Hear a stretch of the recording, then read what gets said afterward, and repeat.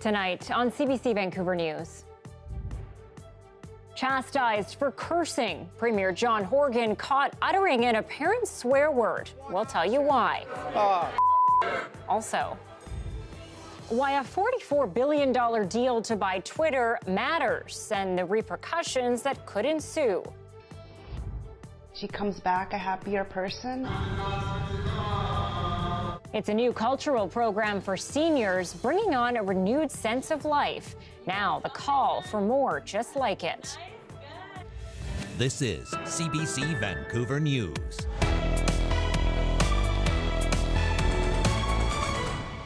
Good evening and thanks for joining us. I'm Anita Bathe. We're barely into wildfire season, but there's no shortage of flames popping up around the province.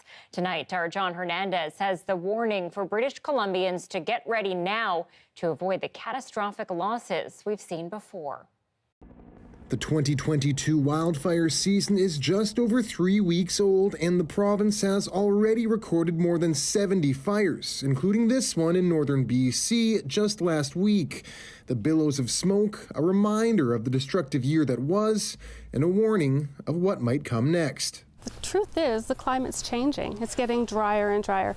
Lieutenant Kim Saulnier says these Metro Vancouver woods are still feeling the effects of last year's deadly heat dome, which makes them and homes nearby increasingly vulnerable to flames. The idea right now is to prepare your home. Even if there doesn't seem to be an immediate risk, by the time it gets here, we want homes to be ready. We want to see this, just nice trimmed, watered lawns. That's going to be fantastic. The province's Fire Smart campaign is now in full swing, urging residents across BC to make their homes more fire resistant. The number one thing is, if possible, if you have a non-combustible roof covering, that's going to save homes up to about 70% is like the survival rate. Residents should also have a 1.5 meter non-combustible zone around their homes, cleared of plants, debris, and anything else flammable.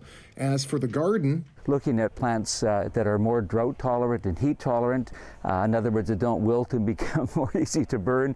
It's about the cleanliness of your garden, not having weeds dying up and so on, becoming susceptible. There are so many plants on the list of Fire Smart that, to me, make a wonderful difference. More than 30 garden centres across the province, including this one in Chilliwack, have joined BC's Fire Smart program, supplying fire-resistant plants better suited to survive dry conditions. And I think the relevance is beginning to hit home right now of how climate is making a difference. So we have to react to that in a very positive way. Small changes at home that can help avoid catastrophic loss. John Hernandez, CBC News, Vancouver.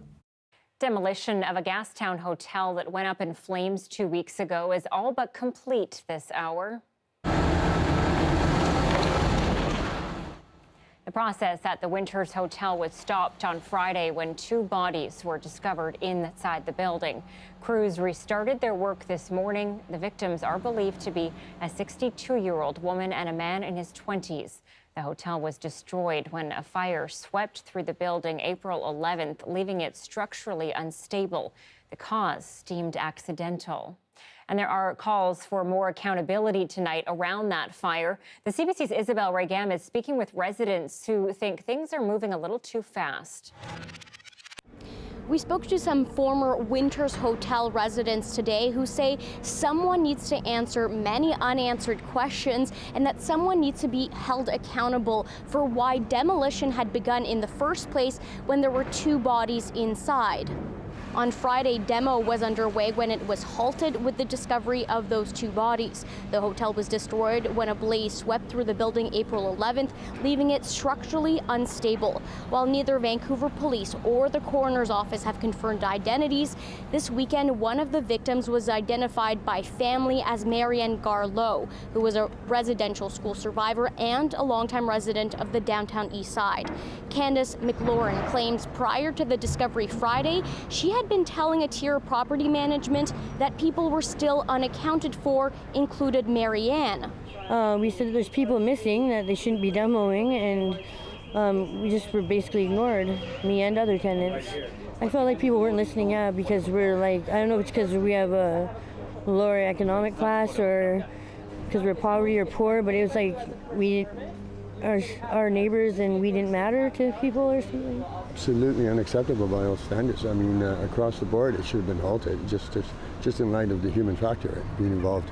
I mean, so I'm left in question is how can our government allow that to process? Atira Property Management declined to comment. We've also reached out to the Vancouver Police Department, the Fire Department, and the City of Vancouver, which have so far all not provided answers to these questions. Back when the fire was initially put out, the fire department said the conditions were too unstable, the building was not safe enough to send crews inside. Isabel Regam, CBC News, Vancouver. New this evening, the City of Vancouver providing a statement saying, in part, the demolition crews have been mindful individuals may be in the building and have been proceeding with appropriate precaution and care. At no point was the building safe enough for fire investigators or crews to enter to complete a search for missing occupants. Well, the Winters Hotel fire also brings up issues of public safety, something that will be discussed by Vancouver City Council in a special meeting on violent crime happening this week. The meeting called after Vancouver Police Chief Adam Palmer warned of a surge in violent street crime. The city will hear from several police and business associations.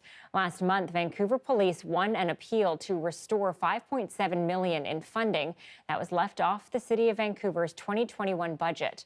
But one city councillor says the issues around crime go beyond law enforcement. Police would tell you that we can't police our way out of these kind of issues. These are deeper, social issues of poverty, issues of mental health and addiction, housing and homelessness, a broken criminal justice system. A special meeting will take place on Thursday night and will be streamed online. Members of the public can register to speak at the event. Vancouver Council is considering a formal apology to the city's Italian community over injustices during World War II. After Canada's declaration of war on Italy in 1940, 33 Vancouverites of Italian descent were deemed enemy aliens.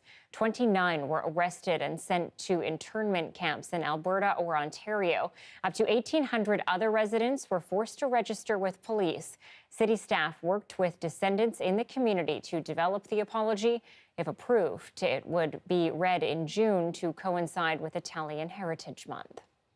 BC Premier John Horgan is apologizing tonight after being chastised along with other members of the BC legislature for swearing during a heated back and forth today. Do you really care, or do you want to hear yourself? Do you want a headline, or do you want action? Horgan's response came in an exchange sparked by BC Liberal MLA Trevor Hartford over this province's ongoing and dire doctor shortage. Last week, we told you about data showing BC's clinic wait times being the longest in the country. The heated back and forth brought an abrupt end to question period and admonishment by the Speaker. I think the question period is over. I'm so disappointed in all of you. During the question period, I have repeatedly said, please listen to the question and listen to the answers. Once that's over, don't make it personal. Let's behave like adults, please. Horgan later apologized to those in the House and others who saw the incident, saying his passion for health care got the better of him. A new day program in Abbotsford is challenging some South Asian seniors with fun activities in their language. The aim is to keep them living longer at home. And as Benit Brach reports, advocates say there's a greater need for cultural programs that serve a diverse aging population in BC. Amar Johal keenly looks out the window. The 87-year-old has dementia and lives with her family, but today she has an adventure planned away from home. Love you too. She's among 11 others part of this new program in Abbotsford. Seniors engage with Punjabi-speaking staff while enjoying therapeutic recreational activities. It touches on their cognitive, their physical, their emotional, their social, and their spiritual. The group has chai, prayer time, exercises, and gets help monitoring their health. The benefit is they get to speak their language, and we try to integrate how they grew up, so we relate it to them. And giggle away at ball badminton. Staff say many seniors have felt the weight of isolation through the pandemic, but these moments offer relief for their mental health.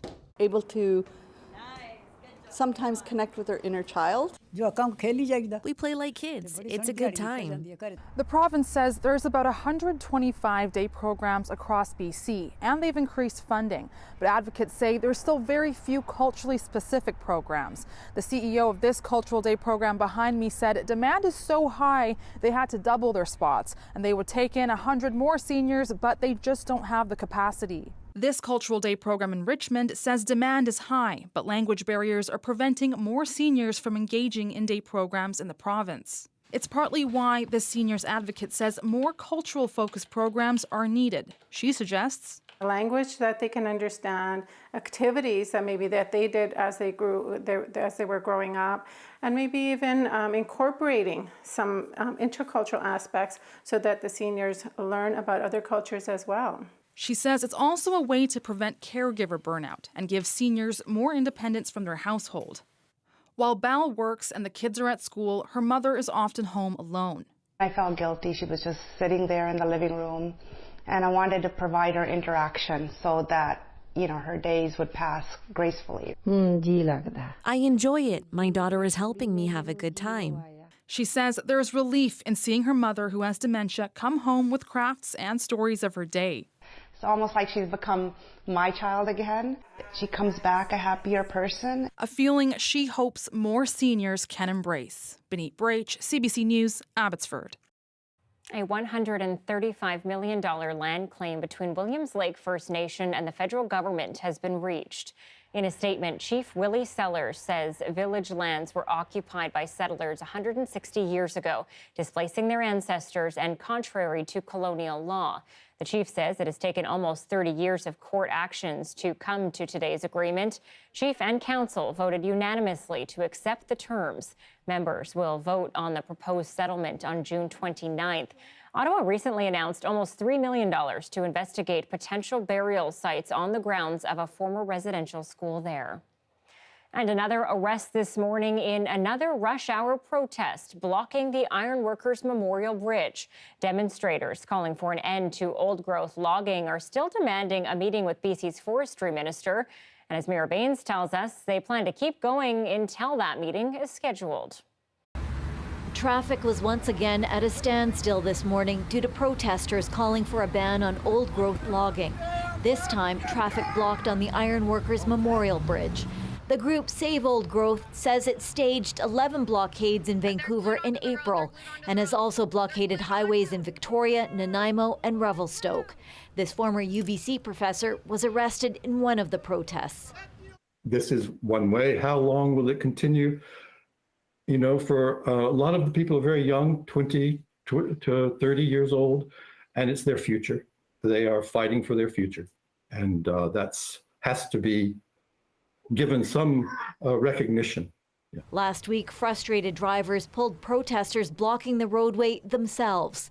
Police arrested one protester today. A 37-year-old woman was charged with mischief. BC Forest Minister says the tactic is causing distress for some drivers. I don't think they're gaining any support by making people angry. I don't think they're gaining support by, I had one mom say she was trying to get her son to the children's hospital for cancer treatment. Another woman is trying to get to a doctor's appointment that she'd tried to get for months, and she finally got it, and she was going to be late. Two other protesters are holding a hunger strike, including Howard Breen. The minister says the province has moved to protect old growth through deferrals. I respect those diversities opinion, but I also respect the right to peaceful protest.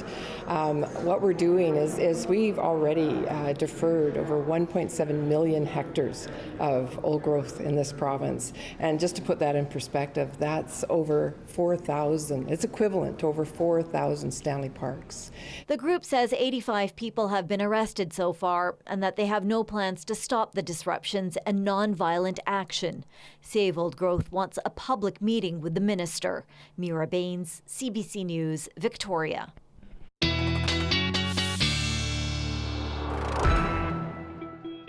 Meteorologist Johanna Wagstaffe is here now. And Joe, finally got to go outside this weekend without the parka. It felt good.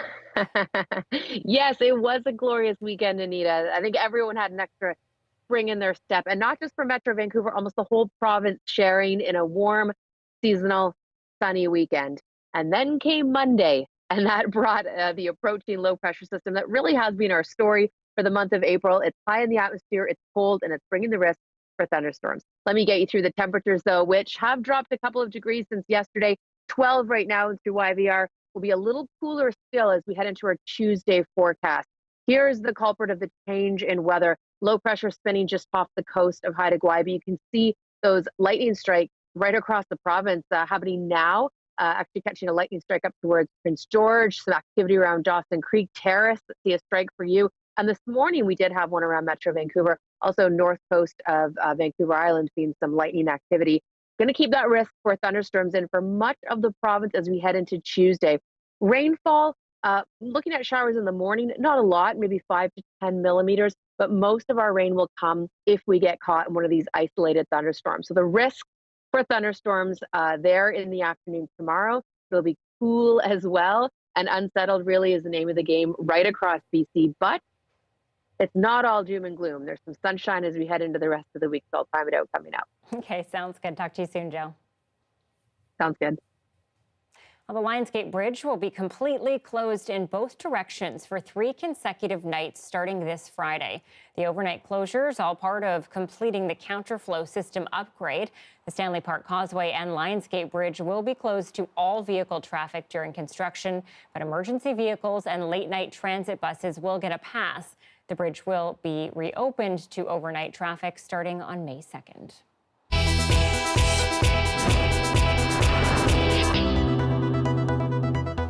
The world's richest man is about to become a powerful media mogul. Tonight, we are tracking reaction to Elon Musk's stunning Twitter takeover and his talk about potentially scrapping moderation policies. But as Allison Northcott shows us, that's far from the only question people have about his ownership. Elon Musk owns companies that build rocket ships and electric cars. Now he's taking his wealth and influence to social media, buying Twitter in a deal worth $44 billion. This is a game of high-stakes poker, and ultimately the Twitter board was waiting for a second bidder or a white knight to come. They never came. Musk launched his takeover bid earlier this month after buying up 9% of Twitter's shares. He was able to secure financing, including loans from Canadian banks RBC and CIBC. Taking it private, having a focus on product innovation, and maybe some shifting of perspective on short-term monetization will be really beneficial for the company. And, you know, I like Elon. I think he's a really creative thinker. Creative, but also notoriously unpredictable and outspoken. Musk calls himself a free speech absolutist and has criticized Twitter for failing to protect that.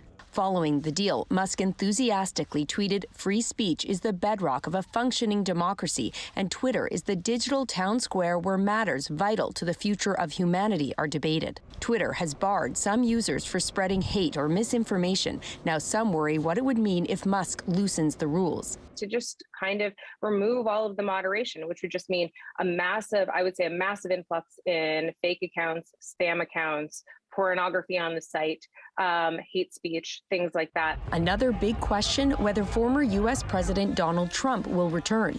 He was banned for violating their policy against glorifying violence after the January 6th Capitol Hill riot. When asked if he would come back, Trump told Fox News he would be focusing on his own social media platform. The current White House is watching the deal, too. No matter who owns or runs Twitter, the president has long been concerned about the power of large social media platforms, the power they have over our everyday lives. Musk has 84 million Twitter followers, and even before the deal was official, he tweeted, "I hope that even my worst critics remain on Twitter, because that is what free speech means." Twitter's stockholders have to approve the deal, which is expected to close this year. Allison Northcott, CBC News, Montreal. Elon Musk's takeover of Twitter has stirred debate about the role social media platforms play in moderating hate speech and disinformation. For more on this, let's bring in UBC sociology professor David Tyndall. Thanks for joining us. You're welcome. David, many have criticized Musk's idea of free speech as absolutist, and that has people worried, of course, about less moderation of hateful language under the guise of free speech. So are we looking at any sort of fallout here? Well, I think it's definitely something that that's worth being concerned about. I think in the medium to long term, it's hard to say whether the Musk takeover will be good or bad. It'll probably be aspects of both of those things. But Elon Musk seems to have a libertarian world view of the world as far as free speech is concerned. And one of the problems with Twitter and other types of social media platforms is that, in fact, there hasn't really been enough moderation and filtering and monitoring of what's going on, and that's allowed disinformation to prevail and for uncivil behavior, uncivil communication to happen. And if anything, Musk is likely to take Twitter in the opposite direction to kind of anything goes. Yeah, and then so how should social media be held accountable for disinformation? Well, there's been some small steps that platforms like Twitter and Facebook have made recently around things like COVID and some other sorts of things. So, sometimes urging users to actually read articles before sharing them, for example. But I think that there's, probably more of a role for editors on these types of platforms, so they're a little bit more like newspapers. Musk himself has tweeted out views that have been criticized as misinformed. What kind of example does he set as the new owner of Twitter? Does it set a precedent for the lack of safeguards for disinformation? Well, it is somewhat worrying because he has given out disinformation about various things, including COVID, for example. That combined with his inclination towards libertarianism in terms of communication and some of his other tendencies make things a bit worrying. Amongst other things, kind of related to that, he's sometimes called an edgelord. The idea being that he kind of teeters on the edge of what's acceptable and sometimes crosses the line. And one might think that that means he'll tolerate others that do that sort of thing. So I know there's a lot of negative talk today, but this can't all be negative. There must be some positive here. Elon Musk has also expressed a greater need for transparency. How could that improve Twitter as a social media platform?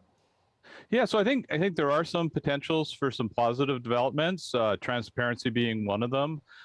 Users knowing more about how algorithms work and what gets into their feed, and perhaps having the ability to change that in some ways. That would be a positive development. Musk has also talked about making the platform more flexible, so it might work differently for different user groups and with different apps, and that would be a positive development as well. And he's also talked about little things like giving users the ability to edit tweets. So those might all make Twitter a more enjoyable app for people. So there is some potential positive aspects to this as well. David Tyndall is a sociology professor at UBC. Thanks for being with us. Great. Thank you very much. Well, Princeton is officially one of the finalists of the 2022 Craft Hockeyville contest, giving the town in the Similkameen a 1-in-4 shot at $250,000 to upgrade its hockey arena. Really hoping that Western Canada will get behind us on this. We're the hometown for BC and Western Canada, so I'm really hoping that everybody pulls together and gives us a hand on this.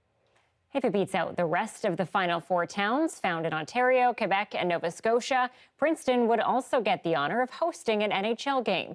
The mayor says the win would be especially sweet this year after flooding brought on by an atmospheric river ravaged the community in the fall. That's exciting. It really is. I mean, to see community spirit through everything we've gone through in the last year, it's just, it really makes you feel good about where you're from. And, we were pretty beaten down after the flooding in November, and just seeing the community pull together is just awesome. The biggest Princeton hopes to use the grand prize money to fix its lone hockey arena's leaky roof. Voting for the Craft Hockeyville contest starts May 6th. Well, after 6 months and more than 800,000 votes, CBC Vancouver is about ready to crown the winner of our small town bracket. Reporter and bracket king Justin McElroy will break down the finals for us next.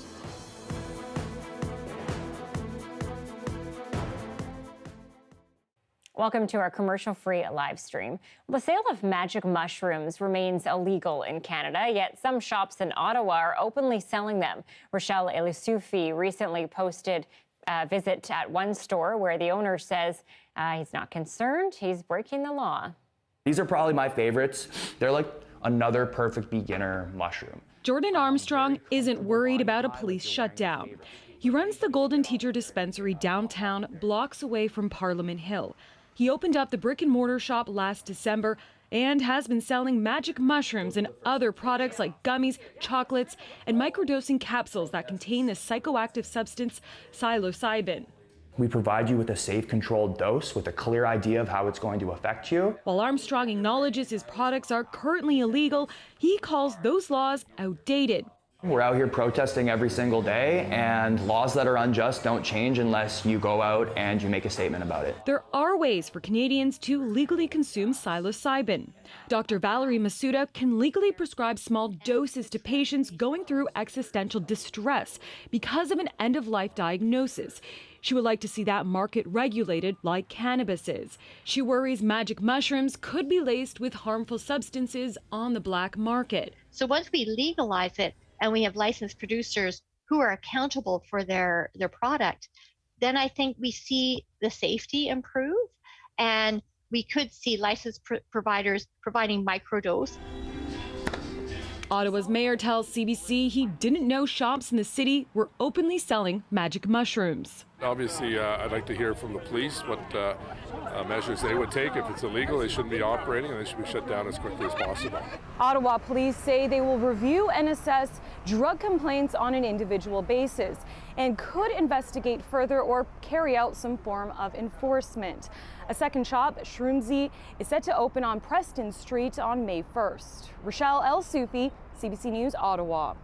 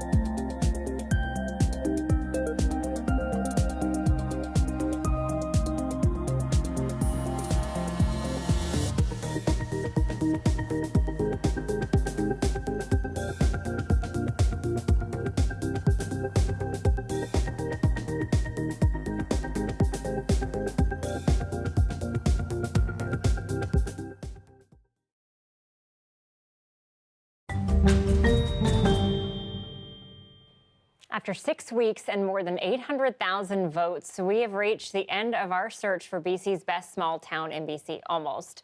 126 communities between 500 and 12,000 people have been eliminated, and now just 2 towns remain. Justin McElroy reports on Kimberley and Ucluelet and what binds together 2 seemingly very different towns. Island and interior, ocean and mountain, boating and skiing, logging and mining. The last 2 communities in our search for British Columbia's best small town span the breadth of this province. Well, BC has a lot of great small towns. The mayor of Kimberley is right. There are a lot of great small towns, from Valemount to Lillooet, Smithers to Cumberland, and everywhere in between. The province's lakes and rivers, mountains and forests give each community a distinctive geography, economy, and history. So why Ucluelet? And why Kimberley? Well, for one, there's what they look like. There's an innate charm to a remote outpost on the edge of an island or a charming mountain village with a cute town square. But there's also the question of pride. They both had economic and population downturns in the 1990s as their traditional resource industries dried up.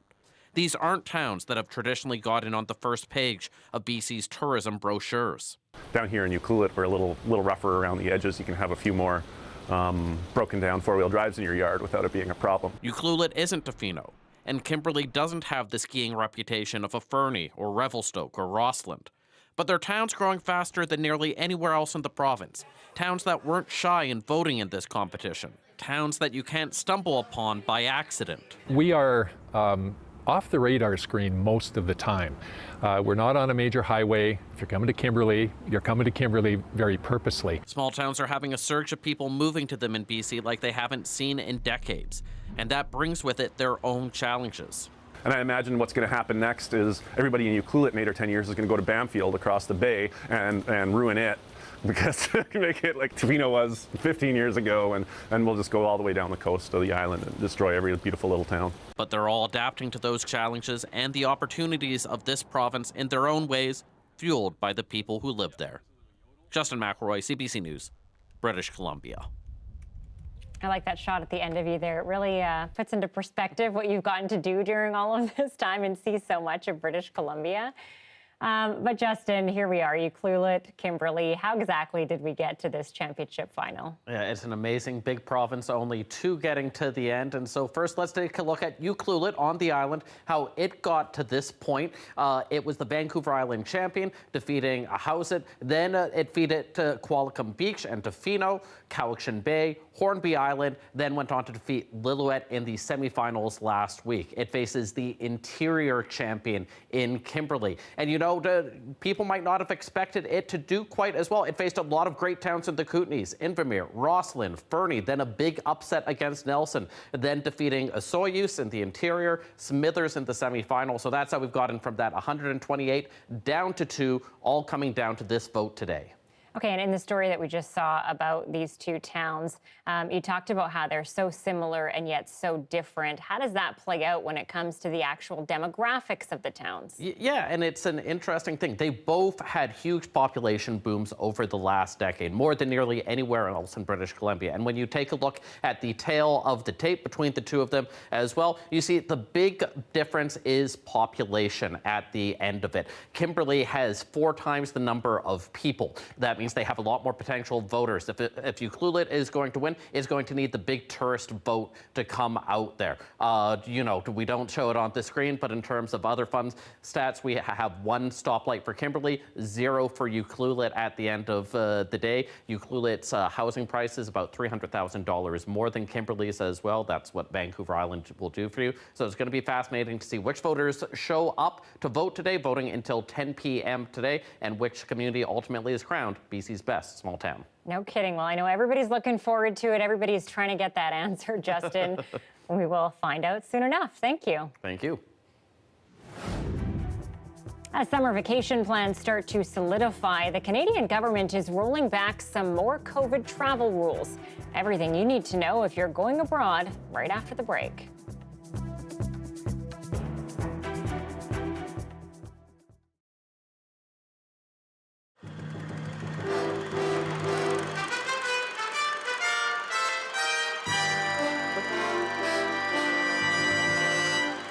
Bicycles jammed a couple of Vancouver bridges this evening at rush hour. 2-wheeled protesters were peddling a plan to cut out cars on one of the city's main arteries. Here's the CBC's John Gibbs. The plan was to tangle rush hour traffic on 2 bridges, 2 of the main routes out of downtown Vancouver, to symbolically seize the streets for bicycles. I just want to make sure you curb lane and go. There's no more talking. I'm not going to listen. The cyclists compromised, in effect taking over 3 of the 4 lanes. Even when they're not riding in protest, cyclists are making their presence felt, partly because of increasing concern over air pollution and because of a desire for physical fitness. In the past, bicycles have always been viewed as recreational or sort of a fringe kind of transportation use, but especially in Vancouver nowadays, I mean, you see bicycles everywhere. Vancouver already has special bike routes for cyclists who commute to work, side streets that are altered to discourage automobiles and help the bicycles get downtown on time. But some cyclists want more. They want the Burrard Street Bridge. They're tired of competing with pedestrians for a narrow sidewalk. Some people want to remove all private vehicles from the bridge and the street to restrict the entire 6 lanes to buses, pedestrians, and bicycles. People like Guy Wira, who organized the bridge ride. We're raising the issue. We're making people talk. We're maybe making some people mad, but some people get mad at anything. The city is already considering giving 2 lanes to bicycles. But the idea of cutting out any lanes for cars angers downtown businesses. There will be fewer people who want to put their headquarters downtown because their employees will have more difficulty getting to the office in the morning. Today, getting home was the problem, and it was the cyclists' fault. I've got a meeting to go to, and I'm busy stuck in traffic. We take up the pedestrians' time. They're worse than pedestrians, and they're worse than reckless drivers. They just cut everybody off. The cyclists probably didn't make new friends with this ride, but they insist that in the long term, the city will have to give more space to vehicles with 2 wheels. John Gibbs, CBC News, Vancouver.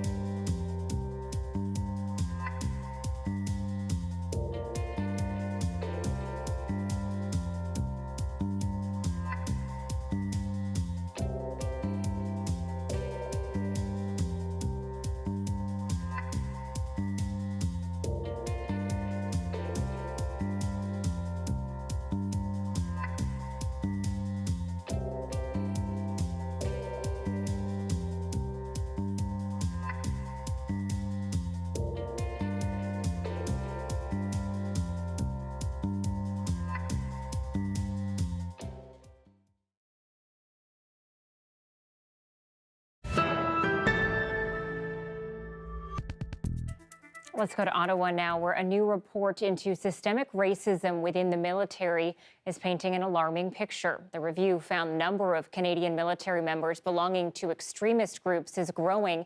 And as the CBC's Ashley Burke explains, it's getting harder to detect them. Racism exists. Discrimination exists. It's a damning report that takes the military to task. An advisory panel says the Canadian Forces has failed to address racism and discrimination in the ranks over the past 20 years. 41 panels and boards, 258 recommendations that are not being tracked, measured, or taken seriously. The panel found past recommendations shelved, poorly implemented, or disregarded altogether, prompting some members to leave. The price they have to pay to persevere through the racism and discrimination that they face every day has become unbearable.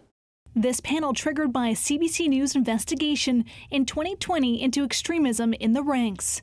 It revealed international allies years earlier had warned Canada about the far-right activities of this Canadian Ranger, Eric Migland, who called the Prime Minister a treasonous bastard online.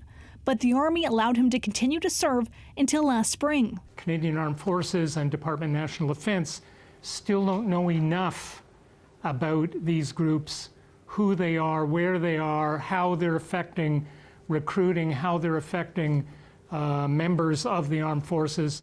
The report found that military members joining extremist groups is growing, their efforts becoming more covert. The real challenge we face with many of these organizations is they tend to morph.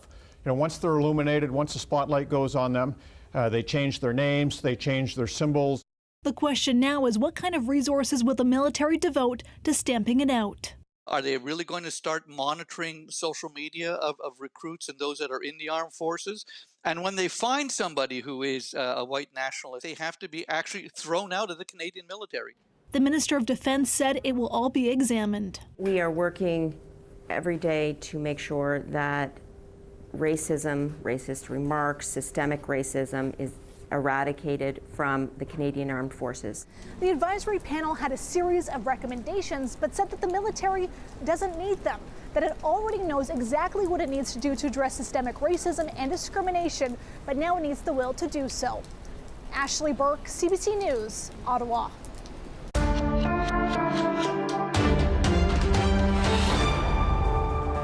Russia's war against Ukraine shows no sign of letting up. A string of new attacks hitting crucial infrastructure in areas that have so far been relatively free from fighting. The CBC's Ellen Morrow takes a closer look at the troubling targets.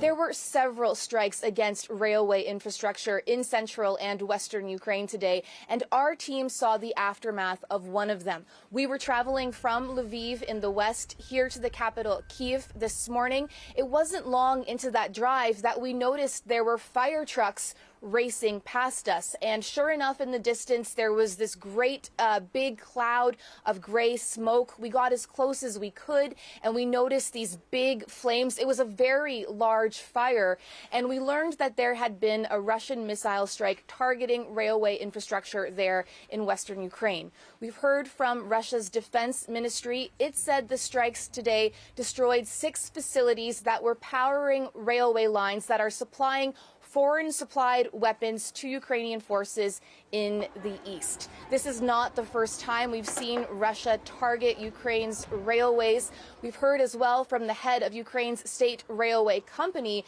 saying Russia is trying to systematically destroy Ukraine's railway network. And of course, railways have been so important throughout this crisis, getting people out of Ukraine into safety and bringing in those all-important weapons from international countries to Ukrainian forces. The strikes today come as fighting continues to rage in the east and south of Ukraine, and just hours after U.S. Secretary of State Antony Blinken and the U.S. Defense Secretary Lloyd Austin were here in Kyiv meeting with President Volodymyr Zelensky, pledging more aid and support to Ukraine. The bottom line is this.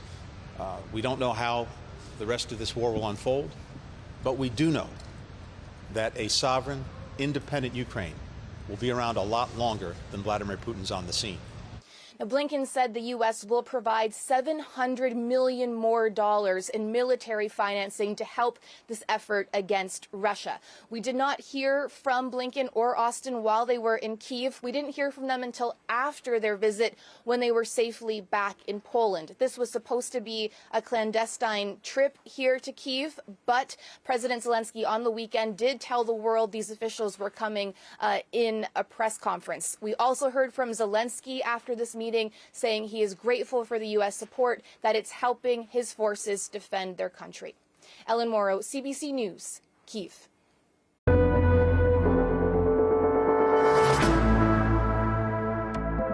As the upcoming tourist season heats up, the federal government is easing some COVID-19 health measures for international travel starting today. But some rules, like masking, will still remain in place. As the CBC's Talia Ritchie reports, experts think it will still be a long time before the industry makes a full recovery.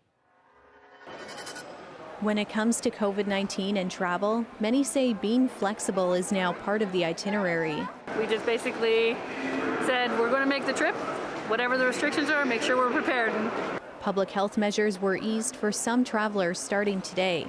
Vaccinated travelers will no longer be required to provide a quarantine plan when entering the country. Unvaccinated children aged 5 to 11 who are with a vaccinated parent won't have to take a COVID-19 test to enter Canada.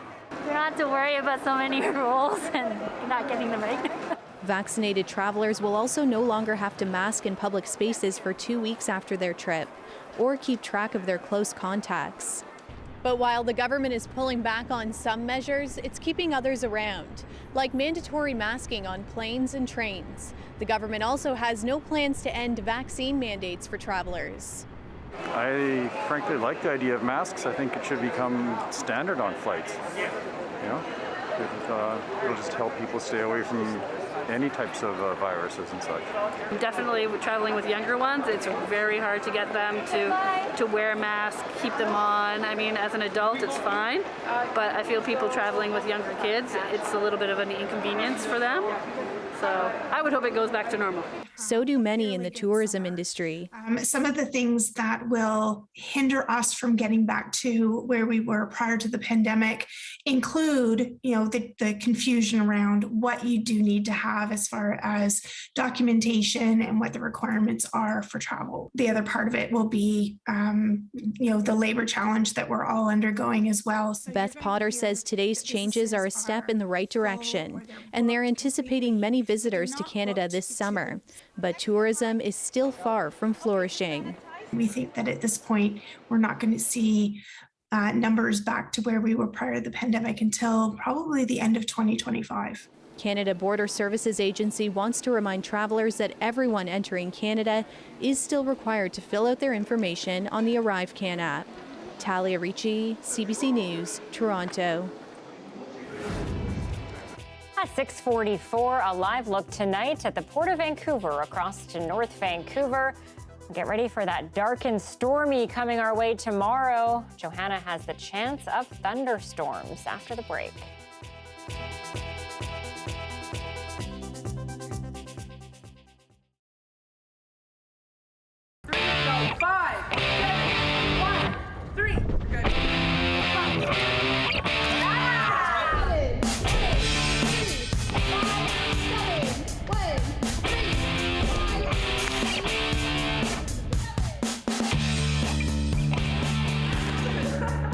My name is Bailey. I'm the head coach of the UPEI cheerleading team. I have been involved in this sport for probably a little over 15 years now. It isn't your typical sidelines, let's go team type of stuff. It's we have 2 minutes and 30 seconds to go out on the floor and put out the best routine that you've been practicing all year for. So Cheer Expo Nationals happens in Halifax. We competed virtually this year just with the way the COVID has worked out and stuff like that. They made the decision to play it safe and kind of just go virtual. So the biggest thing for us is it's our biggest competition because it's a chance where all of the universities come together and we get to compete against each other. This team here is the best team that we've ever had with UPEI. You can tell they really wanted it. The drive was definitely there from day one. Coming into practice, I remember the first practice walking in the gym and the energy that this team had was just they're gonna win. We kind of started from the bottom in a sense that no one expects much of us.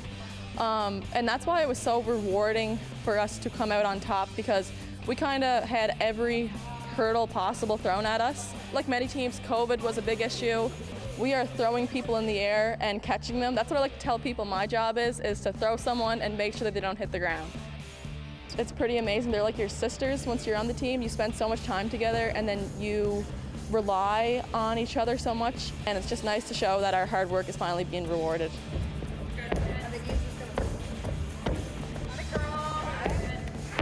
We didn't even expect to, we were driving to get first place, but national champions wasn't even in our radar at all. From the almost 5 months of not being able to practice together, doing half practices because the limits with the teams practicing with masks and not being in a full team, that full environment was definitely really hard on us. But we definitely had the effort to really push through and be a team together. So I think that's what really drives us to be where we need to be today.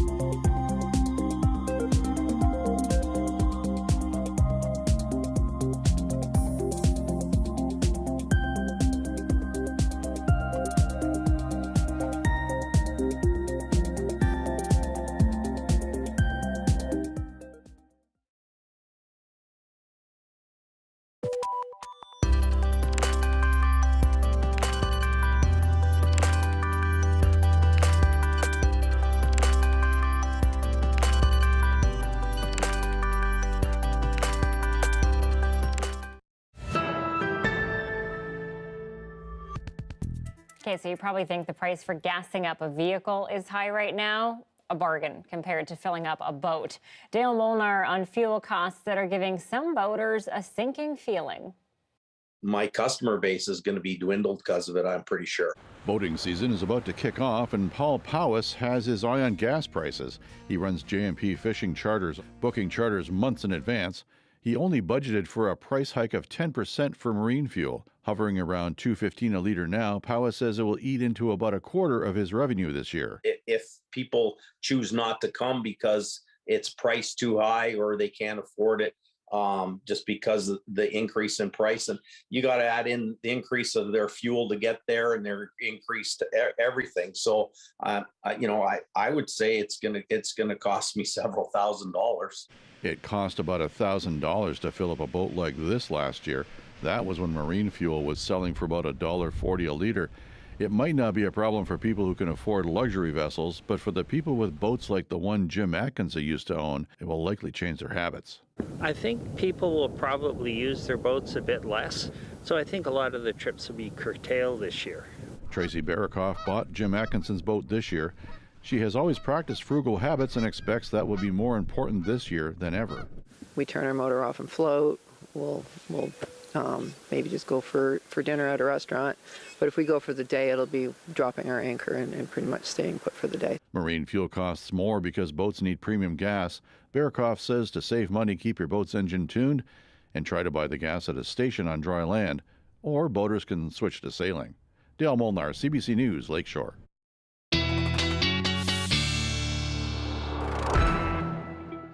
Meteorologist Johanna Wagstaffe is here again. Joe, I don't own a boat, but definitely hoping for boating weather in this potential May warm-up.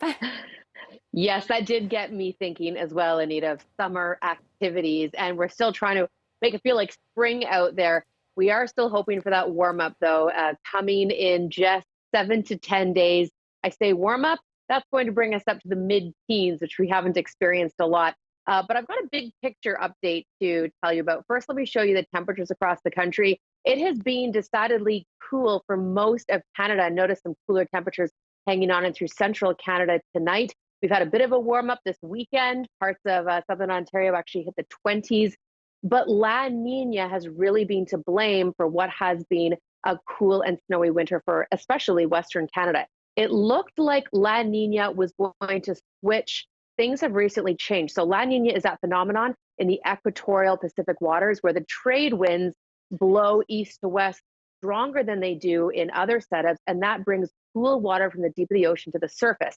That cooler than normal water at the surface levels changes weather patterns all over the world, but usually it means on average the global temperature will be below normal for a La Nina year. Last winter, we were actually in a La Nina. We switched to an El Nino for the summer. That's one of the reasons why we had such that and climate change, extensive heat dome. And then we switched back to La Nina. We called that the double dip. New data showing La Nina is going to linger through spring, possibly through summer and into fall. There's a 60% chance. So cooler than normal just might be our story for the next few months, which of course would be good news for wildfire season, not so good news for other summer activities. Watching the forecast dissipate as far as thunderstorms and showers go as we head into Wednesday, Thursday. That thinning low really loses its punch. So I think midweek, we are looking at some sunny days. Kelowna, get through an afternoon risk of a thunderstorm. I know you've been seeing that activity tonight. Have to keep it in the forecast for tomorrow as well. Cranbrook, 10 showers through most of your day. I think we'll see some sunshine in Williams Lake and Prince George, sunshine in the afternoon, but good thunderstorm activity still happening at this hour for you. Prince Rupert, showers to start, but I do think you'll see some sun by the afternoon. Dease Lake looking lovely, and that's as a high pressure begins to move in, or at least tries to take the place of that dissipating low. And that means a bit of an improvement for the province Wednesday and Thursday if you were hoping for some more sunshine. So for Vancouver, we've got to keep that risk for a thunderstorm in tomorrow afternoon and morning showers. There might be a glimmer of sun in there, but be prepared for cool and unsettled. A few showers lingering through Wednesday, Thursday, looking sunny but below seasonal. Got to bring the rain back for Saturday. And then Sunday into Monday, yes, we have to get through some rain. But Anita, there's the beginning of what is looking like a warmer May. That's as best as I could do. Well, Joe, things change, so we'll wait and see what happens. Exactly, yeah, and just hang on to that hope of the 15th. I'm hanging. Thank you. You're welcome. If you're sailing the southern Gulf Islands this spring, you may notice a startling display of BC artistry down by the docks. The Salish Heron is sporting a new look. We'll show you the artist behind it. Stick with us.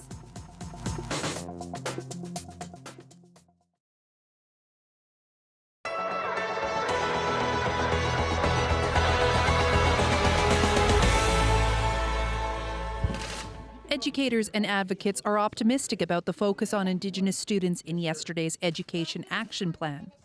Brian O'Leary, superintendent of Seven Oaks School Division, says schools need to draw from the First Nation idea of Mino Pamatsuin, or the good life. Indigenous teachings would say that we can't have a good life if others don't have a good life. So it embraces a concept of wellness, prosperity, and flourishing for all. The Indigenous education framework called Mama Tuisawin, the wonder we are born with, will launch alongside the action plan. It highlights that curriculums will introduce students to Indigenous ways of knowing, language, and cultures. The goal being to make Indigenous students feel included.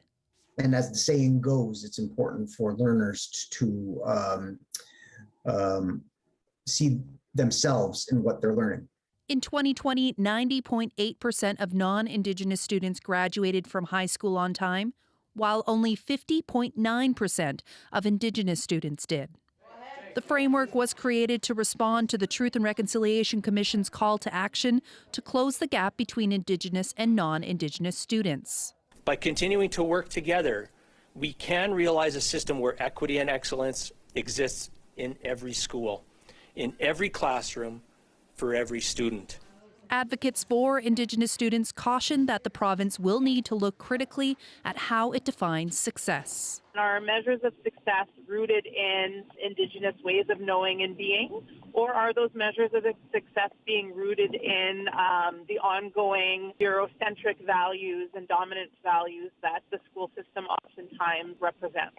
The action plan highlights that curriculums will include content on residential schools, treaties, and land-based education. There's also a push to include more Indigenous language in the curriculum, which the province might have a difficult time achieving. The Indian residential school experience, the Indian day school experiences, along with other colonial interferences with Indigenous peoples, has led to a situation where there are not as many Indigenous fluent language speakers as we would like. The province says more information on the Indigenous education framework will come out in the coming weeks. Stephanie Cram, CBC News, Winnipeg.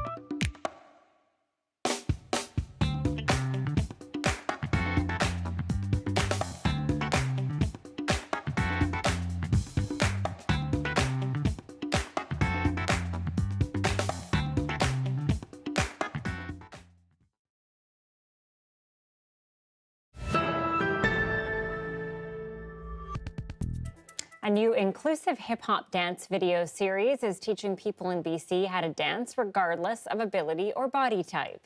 Switch. Can't stop, keep going. Can't stop, keep going. Can't stop, 5, 6, 7, 8. Reach out to the side.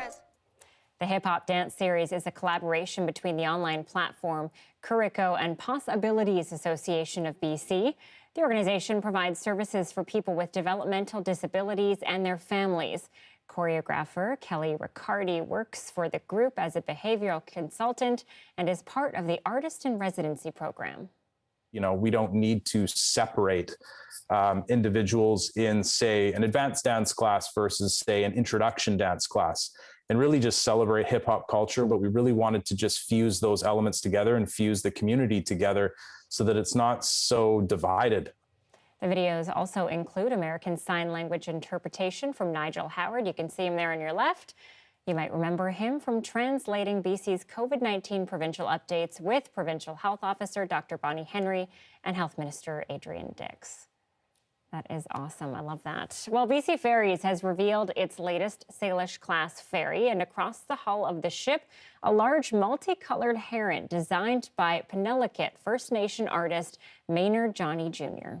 Having the Salish Heron on the Salish Sea, I wanted something that people are going to be, wowed by. His design was chosen from 36 other candidates. Johnny Jr. drew inspiration from the herons that reside on the West Coast. Traditionally, the birds have been guides to where the fish were abundant. So Johnny Jr. strived to honor the Coast-Salish relationship with the Salish Sea. The heron is scheduled to enter service in the southern Gulf Islands in the spring. They're going to see this vessel, sailing across the ocean, the Salish Sea, and maybe ask questions. Hopefully we'll raise the awareness to build that truth and reconciliation and educate people on the history of Indigenous people in this territory. And hopefully that'll help us move forward and heal from, a traumatic past that was imposed upon us as Indigenous people. It's the 4th Salish class vessel to be designed with Indigenous art. The Salish Heron will hold at least 138 vehicles and up to 600 passengers and crew. The design is absolutely beautiful, so bright, and will look awesome sailing on the sea. That is it for our show tonight. Thank you for being with us. Dan will have more local news tonight at 11. Good night.